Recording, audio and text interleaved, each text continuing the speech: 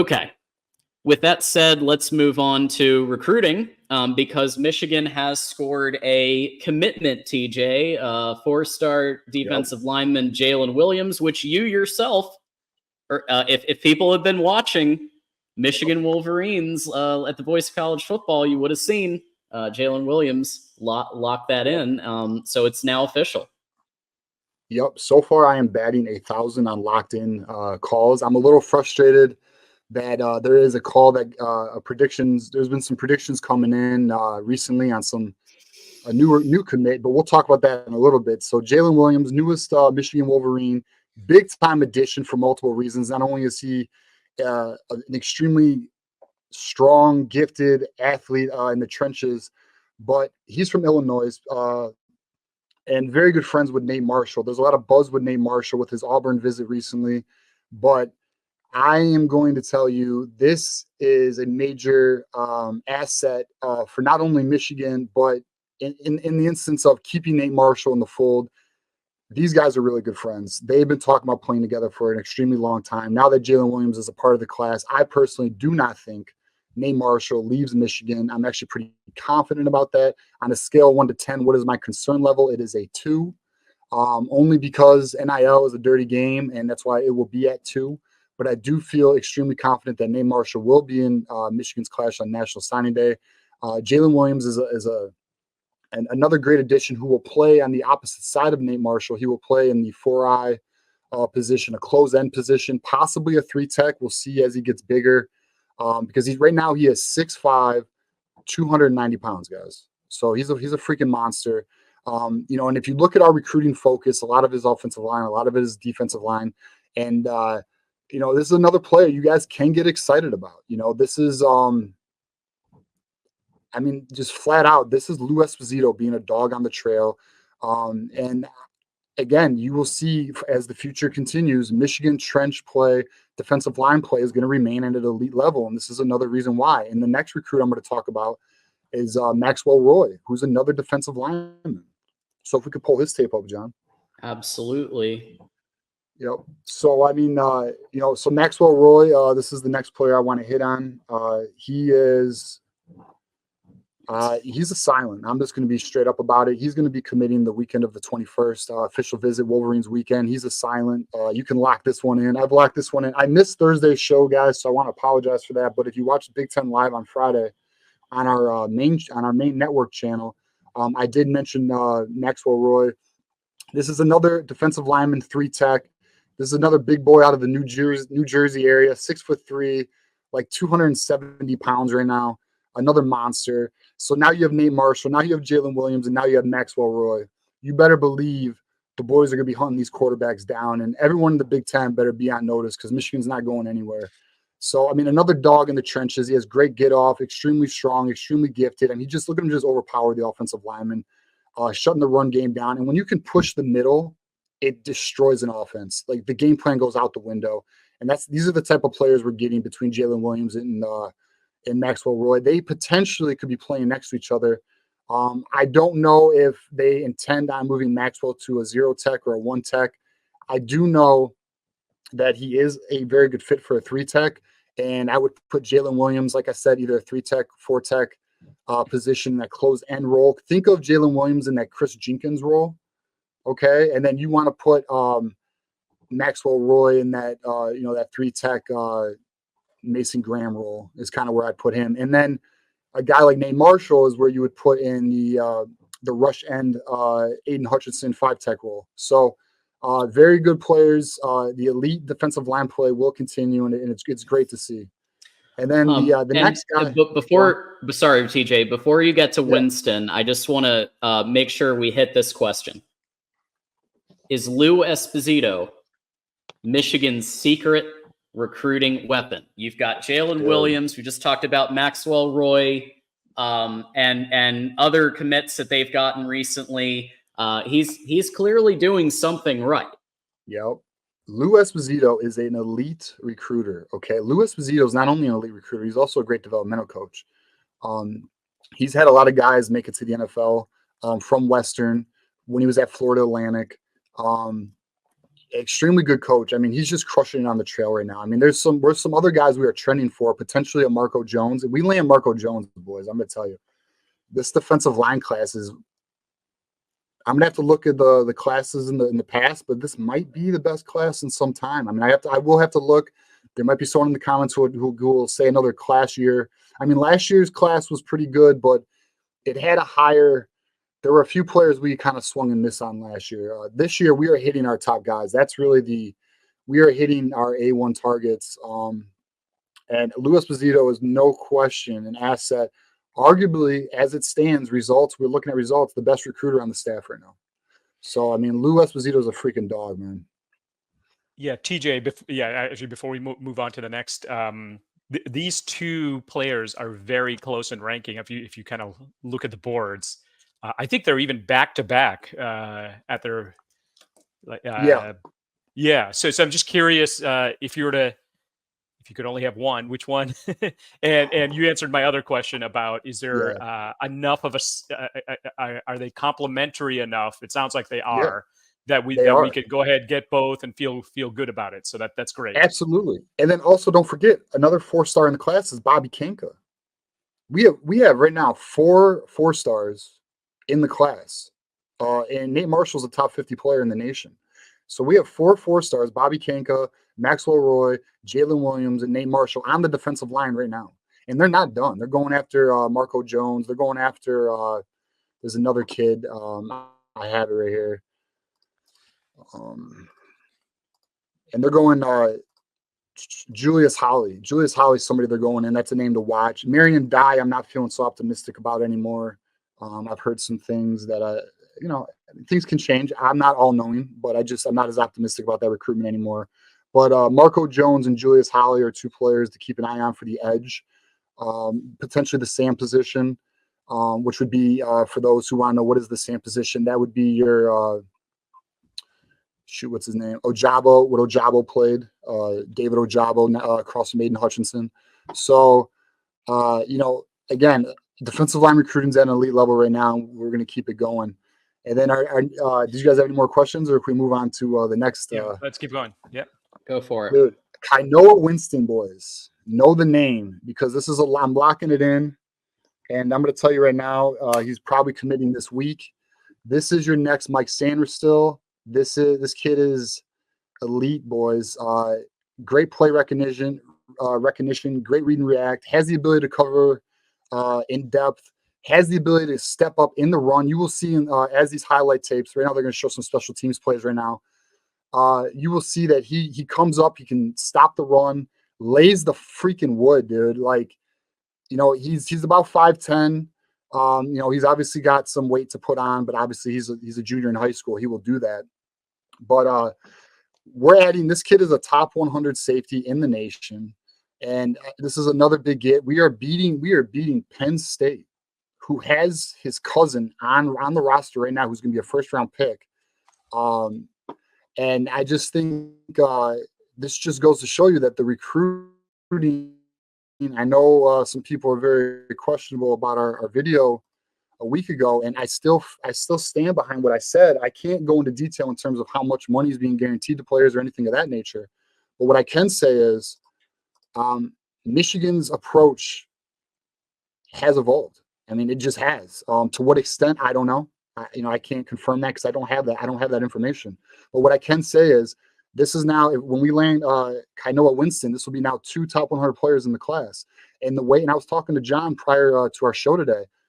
Some of the guys I'm hearing we're trending for. Some of the guys this month, by the way, this is going to be a big month, especially this weekend. Thursday's night show, I'll go a little deeper on this weekend on the call-in show because we'll have more time to talk about it. But between this coming weekend and next weekend, there could be a lot of momentum. And I think you're seeing the momentum now, especially when Kainoa Winston commits to Michigan. E.J. Holland, I'm going to give a shout out to E.J. Holland. He just put a prediction in before the show. But you can ask the boys. I was texting our team the other day about this being a lock. I heard about this a little while ago. So a great get, man. I mean, this is for our NFL fans, this is a Brian Branch nickel safety hybrid type player. This is your Mike Sanders still of the future. And this is, again, a top target that Michigan went for and is now landed. And we just beat out Penn State. He is from the DC area, and he has family on Penn State. Okay, just like understand the hurdles Michigan was able to overcome to land a player of this caliber, because we were talking about an elite player here. So kudos to Michigan, and let's fucking get it. Like, at the end of the day, this is what we're talking about. This is the level of player we're looking for, and Michigan is at this time landing these players. So good for them. Yeah, number 1 player in DC and number 3 safety in the entire class.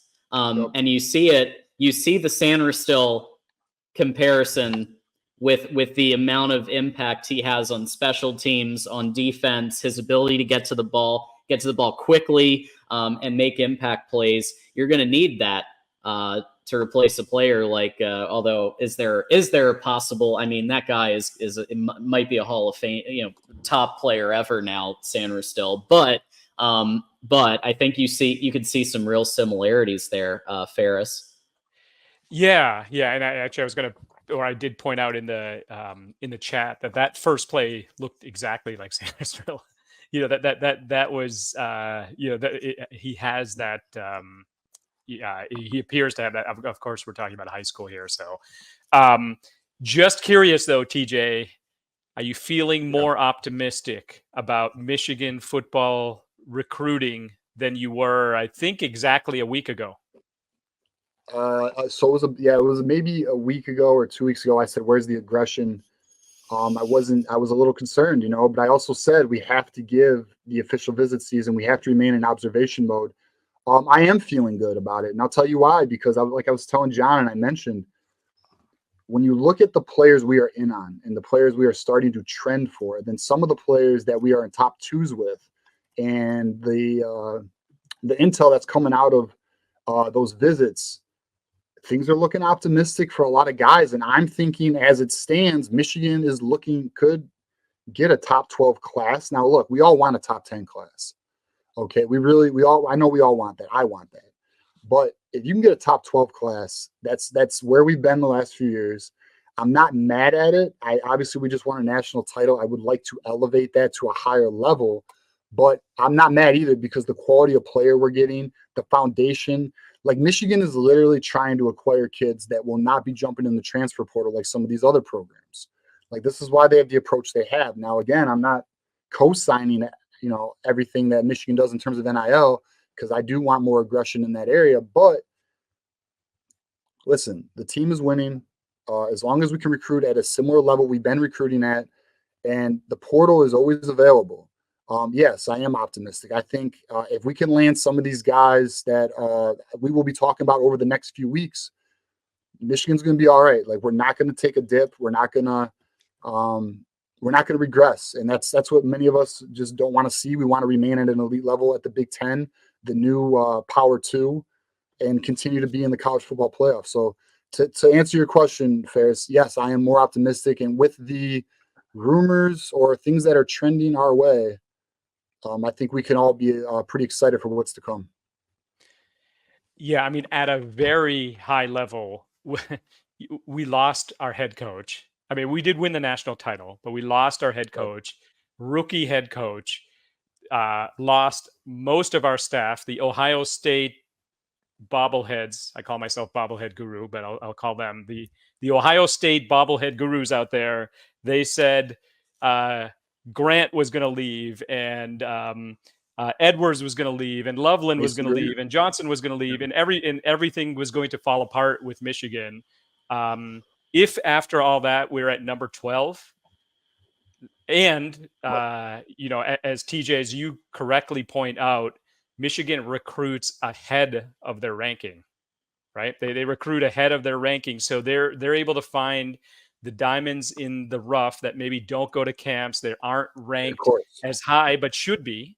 So if you add all of that up, finishing around 12 or whatever, and not keeping almost everyone intact, getting that coaching staff rebuilt, let's go. We should be able to get through the season, maybe lose a game or two, but we're in the playoffs. That's really what we can do with this, right? So Right. And like also, if you look at where is our recruiting focus, offensive and defensive line, like we are in on, there are 2 offensive linemen. Like, I've mentioned this before. I feel extremely good about Hardy Watts. Douglas Utu, I'm feeling really good about. And then Douglas Utu is a top 100 player. Okay. Another top 100 player.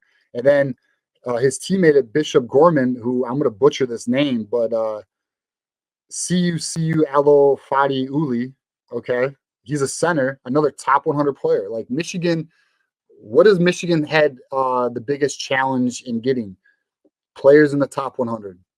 Okay, well, we are looking very good for multiple top 100 guys. And that is because, and I know, we got some flack. I've read the comments in some of those videos about Michigan's NIL approach and the guaranteeing of money. I'm just going to let you know, I received a text from a second source saying if Dusty can guarantee money, you don't think Sharon can? Now look, what is Sharon's policy to I don't fully know what Sharon is offering anyone. I don't have that intel. But what I can say is Michigan is doing more than they were. That's what I know. And I feel confident in that, and the recent results and the caliber of player is telling me that there's truth to what we know. And we're also going to take an approach where fuck words, results are what matters. So we'll see through commitments, like we'll see the reality of what we know, and time will tell. But at the end of the day, recruiting seems to be trending up for Michigan. And if you look at a lot of classes, and I'm kind of going off here, there's a lot of schools in a similar position we are. We have 6 total commits right now. Miami only has like 7 guys. Miami's one of the biggest NIL spenders in the game.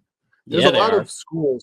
There's a lot of schools in that 6 to 9 commit range right now. It's still early. We have time, and this month is going to be a big month. I can guarantee that. I know it's going to be a big month. So just get ready, get your popcorn, and enjoy the show. TJ, I would just want to point out one really smart thing you just said. If Dusty can do it, Sharon can. Well, the one that stuck out to me. If Dusty can do it, then wait a minute. I thought we were a football school, not a basketball school. Look what Dusty's doing. We should be able to. Sharon Moore should be able to do the same thing. Right. You think Dusty's the only one who can guarantee money? They said Sharon. No, I'm sorry. No, that's not how that's working right now. I just don't know the figure. Like we are not highest bidder. I know that. We don't know what Michigan's offering. That's the only thing I don't know. I mean, I know about the Marquise Davis situation, but I don't know about some of these other players. Well, guys, yes, I think, and we've talked about recruiting before. I think the Dusty May point is there. Like, you don't get Scottie Pippen Jr., I feel like, if you're offering $0. But again, that's, I'm not a basketball expert, but I don't know. That seems unlikely. It's not even that either. It's some of the transfers we landed. I mean, look, Vlad Golden, right? The center we got from FAU, guys, he didn't come for free. A lot of these transfers we landed, Michigan's projected to have a top 25 team next season. Okay. I've seen some early projections by some publications on college basketball. Dusty May does a 30-minute NIL meeting every day. And it's not because players are not getting guaranteed money. Okay. Like, the reality is a lot of money in Michigan's NIL budget is to player retainment. Now, Michigan's not unique. There's other schools that have a lot of talent that teams have to retain. And look, a lot of those schools have $20 million in NIL. Michigan has $11.5 million in NIL right now. Last I've had confirmed. So look, like, Michigan still needs to do more. They are aware that they need to do more. Even when revenue sharing kicks in, I know this, they are extremely aware that they still have to get money from donors. So, and we'll have to see. I mean, hopefully Michigan can continue to evolve and grow. And they have shown that. They have not shown stagnation. They showed stagnation in the beginning of NIL the first 2 years, but in the last I'd say 15 months, it's been nothing but growth. So we'll just have to see where they go. They're not done yet. Well, folks, they aren't. And I think this is the beginning. I think we'll know. And I said this a week or two ago. We're going to know more in like 3 or 4 weeks what's up. And now you're starting to see a couple of commits and things start to go. And we do want to real quick thank our new members. Absolutely. Because dude. you want to talk about those who stay will be champions. Well, Nick and the Bull Will Win have both just signed up to be a YouTube member in the Those Who Stay Will Be Champions tier. Thank you to Nick. Thank you to the Bull Will Win. That means a lot. If you want to join them both, we're posting the link all the time in the channel, and you get to be part of our monthly hangout, as well as other things like the emojis. Check out the emojis, everybody who just joined. There's 5, and we'll be adding more. There's the Ohio State emoji, the Connor Stallions emoji, the Block M, the winged helmet, and the Go Blue so far. Yeah, just one quick point about the Bull Will Win. He challenged. He said, you know what, Ferris, it was a good video, but I wanted to see more numbers. He wanted to see more numbers. That's what I did. I went into a much deeper dive. Went for 25 minutes in the last smash the numbers. Not sure every video will be that long, but it's great to see others care about analytics, want to see the numbers in detail, and the Bull Will Win. Thank you so much for the suggestion. Yeah, honestly, thank you guys for joining the channel. To the commenters, to the moderators, to our new members to the channel. There's more to come. We're going to keep growing, keep evolving, and stay tuned. And looking forward to that hangout. It's going to be a good one, man. Absolutely. So thank you all so much for that. And we will continue to put the link in the chat. You can also hit the join button. There's also a link at the top of every description. I mean, you can't miss it. At the very least, just go and look at the tiers if you do nothing else, just to see what you could get if you did sign up. You'll notice that the people who are members also have a little badge next to their name. They've got the emojis. We already know, I think, what our next couple of emojis are going to be, or at least we have an idea. So you'll start to see some new ones as our members go up. So if you want an emoji, we don't have it yet, well, become a member, and then we'll have more space to add emojis just for you. So thanks everybody for supporting, and if you can't, don't worry about it. Hit that like button and hit that subscribe button. Absolutely. Yeah, exactly. If financially you can't give to the channel, that's fine. Just do us all a favor and like, share, subscribe. Also, for those who don't know, another way to give to the channel is when you guys see ads on videos, don't hit skip. We get paid for ads that do not. If you guys hit skip, then the channel does not make any money on ads. If you guys watch the ads, that's a way to give us money for free. So we greatly appreciate it if you guys were watching ads for the videos, and give that way. I mean, if anything, that's YouTube paying us. That's not $1 out of your pocket. So again, thank you to the community. We appreciate it. And one thing I promise, and we're also we're going to keep you guys updated every step of the way. The channel is only going to get better. Just wait till the start of the season. We have a lot of things planned. So we're looking forward to it. Absolutely. Anything to add, Ferris, before we? Yeah, I mean, I'm super excited. I mean, I think we hit 7,000 and then we just kept going. And we've got all kinds of momentum here. The path from 6,000 to 7,000 versus 7,000 to 8,000. I'm much more optimistic of, kind of gaining the next 1,000. So thank you all. Yes, thank you. And so let's go ahead and talk about Jack Tuttle. So there's been some chirping going on. Oh, sorry, go ahead. Hey, John, we had 2 more. We got I wanted to hit on Shakai Mills-Knight and Shamar Earls. Oh, snap. Sorry about that. Yep. You're good, man. You're good. So I wanted to give an update on these guys. So Shakai Mills-Knight, he took an unofficial visit, which is a big deal. He's a kid from the South that took an unofficial visit to Michigan on his own dime. And by all accounts, it went really well. And this is my #1 running back crush right now out of all of our running back targets. This is more of a personal recruitment for me. After losing Marquise Davis and having my heart stomped on, I found a new crush, and this is him. So pause, by the way. And so he's looking to take an official visit the week of the Texas game. And so that's something to keep your eyes on. I do think Michigan's going to take 2 running backs in the class. If I had to make a prediction now, Jasper Parker is going to be visiting this weekend. I do think Jasper Parker is going to be in this class as a running back out of the Louisiana state of Louisiana. I do think he will be joining the class. And I would say in the second running back, I am hoping is Shakai Mills-Knight.